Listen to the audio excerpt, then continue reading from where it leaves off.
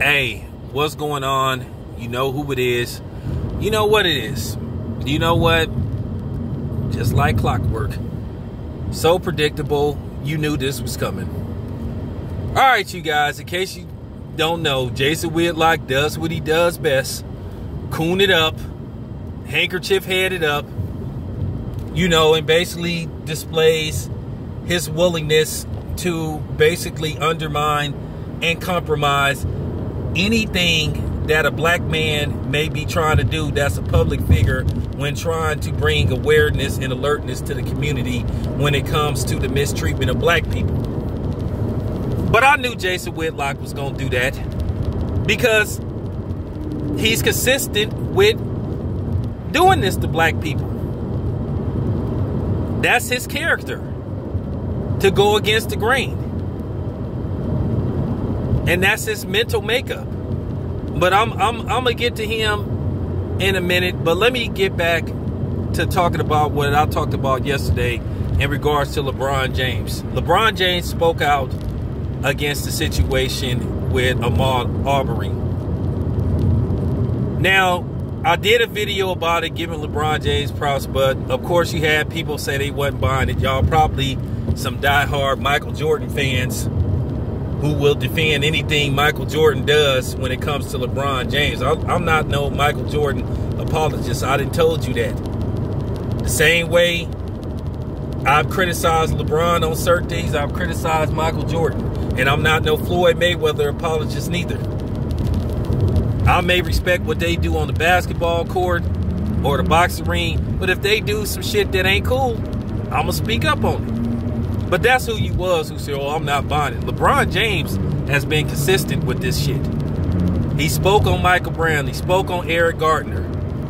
He spoke on other things. Don't you watch his show, The Shop? He spoke on these type of issues. But you want to say you ain't buying it because, like I said, you a Michael Jordan nut hugger. But it is what it is. You know, I'm going to say this about Michael Jordan. Michael Jordan said out of his own mouth that all he really wanted to do is play basketball. And he did say, and I'll give Michael Jordan credit for this. He did say maybe he should have been more vocal about certain things that went on in the community. Yes, Michael, you should have. But here's the thing, Mike. I'm glad to a certain degree you kind of admitting that you should have been more vocal. And as I said before, which a lot of us have said about Michael Jordan, we never asked Michael Jordan to become Malcolm X or Marcus Garvey or Huey P. Newton. We never asked them or any of these athletes. But we did expect, hey, if you see something that ain't right, at least bring notoriety to it. You know, just speak on it occasionally, and Michael Jordan chose to just be a businessman. And at the end of the day, $2 billion later, as you can see, it worked in his favor. But here's the thing, LeBron James is going to be a billionaire if he already isn't a billionaire. And he went the opposite direction of Michael Jordan. But anyway, let's get back to Jason Fatlock, Mr. Obese, Mr. I never saw a buffet that I didn't like, Mr. I have membership to the Golden Corral and Hometail Buffet. You know, but Jason Whitlock accuses LeBron James of basically calling himself making a political statement and using the tragedy of Ahmaud Arbery as a means to take the shine away from Michael Jordan and to promote shoes. So Michael Jordan wasn't doing the same thing by putting this Last Dance shit out. Y'all notice every time an episode aired, they had a shoe drop, pretty much. They had a surprise shoe drop.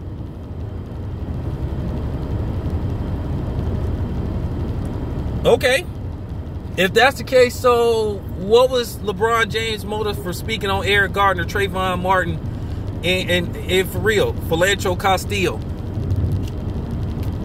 What was his motive then?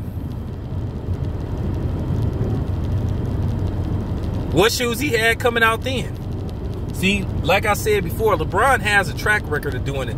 And I don't think LeBron James was remotely thinking about Michael Jordan. He saw the video that everybody else saw. And I don't think Jason Whitlock have the right to question anybody's motives, because we know he don't care about the black community.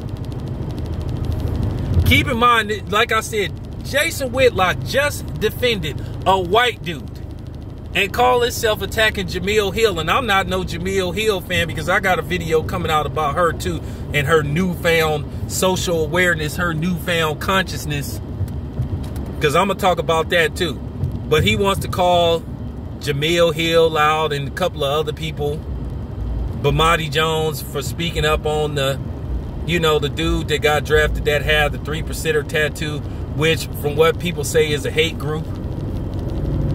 Now, he couldn't wait to defend him and say, oh, that's irresponsible journalism. But then he wants to attack LeBron James. Keep in mind, he said LeBron James is rich, so he can't experience racism. Do you know how absurd that sounds?